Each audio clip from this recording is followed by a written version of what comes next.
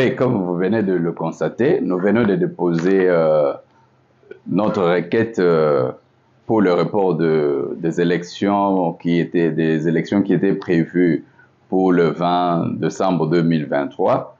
Nous venons de déposer cette requête auprès du président de la CENI et aussi avec une copie auprès du président de la Cour constitutionnelle. Nous avons aussi adressé une autre lettre au président de la Cour constitutionnelle et pour qu'il puisse aussi saisir aussi à son tour aussi le président de la CENI pour l'interpeller par rapport aux préoccupations que nous avons posées. Vous savez très bien que le problème d'identification est le fondement des élections crédibles. Lorsqu'il y a déjà quelque chose qui cloche sur l'identification, je te dis, c'est tout à fait normal, à moins que dans toute la République, nous puissions opter pour la médiocrité. Parce que vous savez, dans ce que nous parlons, quand nous parlons des histoires d'identification de cartes, et quand vous allez dans nos cyber, vous pouvez imprimer des cartes qui durent des années. J'ai une carte que j'ai imprimée à Beautour et qui ça fait déjà 5 ans. Alors, avec les moyens alloués à la CENI, accepter dans un pays où des gens se prennent au sérieux et où on voit les députés sont là, on voit tous ces mondes avec tous les Français, toutes les connaissances qu'ils ont, accepter que nous puissions aller aux élections avec ces genres de cartes, c'est que le Congo est dans le problème. Si nous allons aux élections avec ces cartes, c'est que le Congo a un sérieux problème. Et les gens me posent la question de savoir pourquoi j'attendais, mais j'attendais, je pensais que dans les tractations, c'est que les autres étaient en train de faire, c'est-à-dire il y aurait des réactions, mais c'est qu'on a constaté qu'on était d'accord que le président Kadima puisse seulement expliquer des choses. Il n'y a pas d'explication.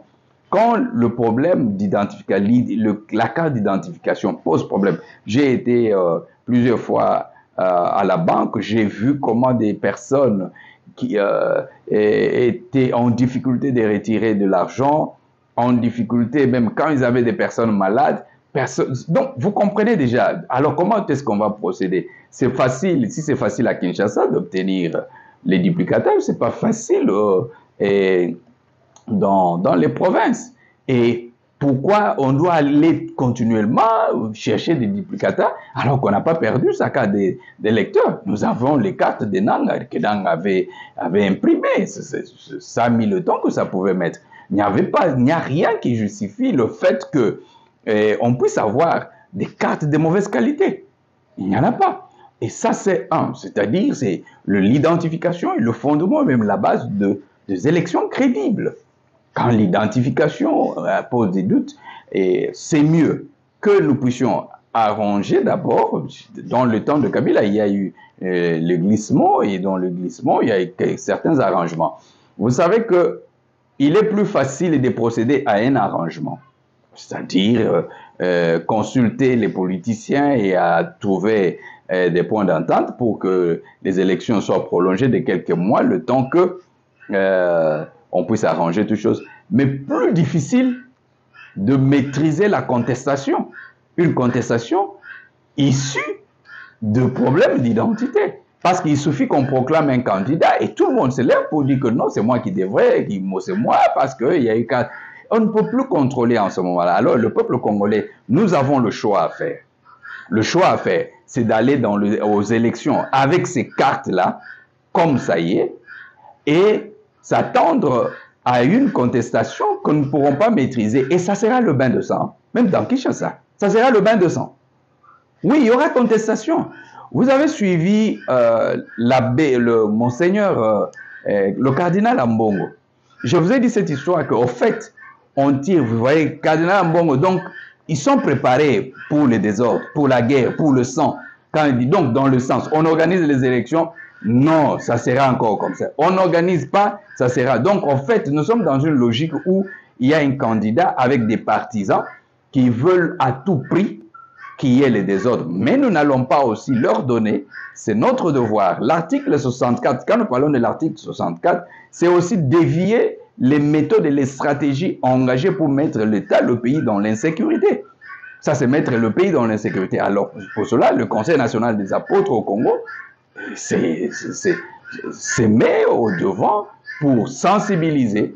Notre devoir, c'est d'éclairer, d'illuminer et de sensibiliser. Et les autres acteurs politiques peuvent, en tout cas, si nous avons des intellectuels dans ce pays, je crois que la moindre des choses, c'est d'emboîter le pas, tel que le Conseil national des apôtres vient déposer l'acte.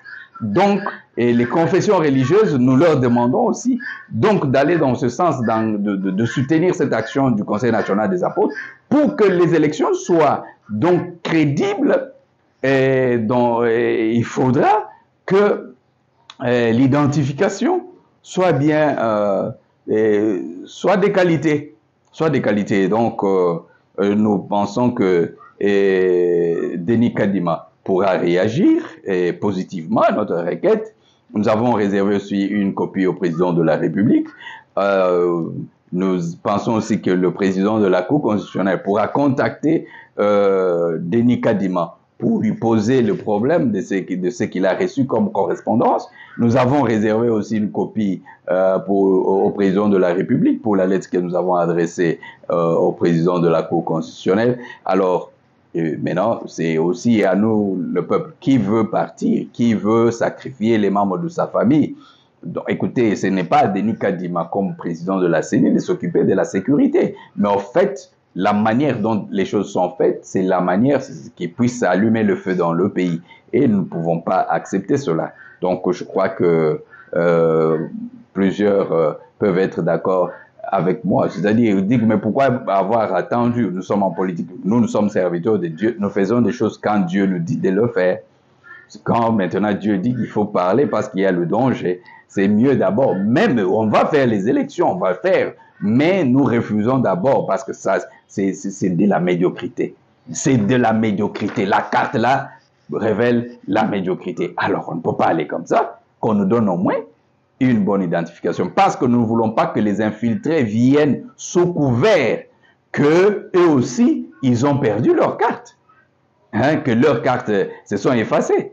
Et on ne peut pas. Vous voyez que quand l'identification pose problème, donc tout le monde, les infiltrés, les non-congolais et tout ça, ainsi de suite, ils vont venir, chacun va venir et trouver le moyen de réclamer son vote qui a été volé par le fait que sa carte était détériorée. Donc les infiltrés peuvent entrer et voilà, on ne va pas accepter que le pays, c'est-à-dire notre cher Denis Kadima, ne peut pas donc nous convaincre que nous puissions aller aux élections, que ça c'est crédible. Non, du moment que l'identification pose problème. Alors, si on s'entête et que on va aux élections et qu'il y a des contestations liées à l'identification ou à l'enrôlement, à la qualité de carte plus tard, c'est qu'en ce moment-là, Denis Kadima devra répondre de ses responsabilités devant les instances.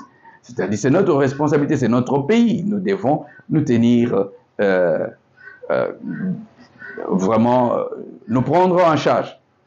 Donc, voilà, et j'appelle tous les hommes de Dieu à se mobiliser, à moins que les gens puissent dire, bon, apôtres, on laisse... Bon, mais au moins, nous avons fait notre devoir, nous avons averti, nous avons expliqué, et maintenant, nous avons posé des actes.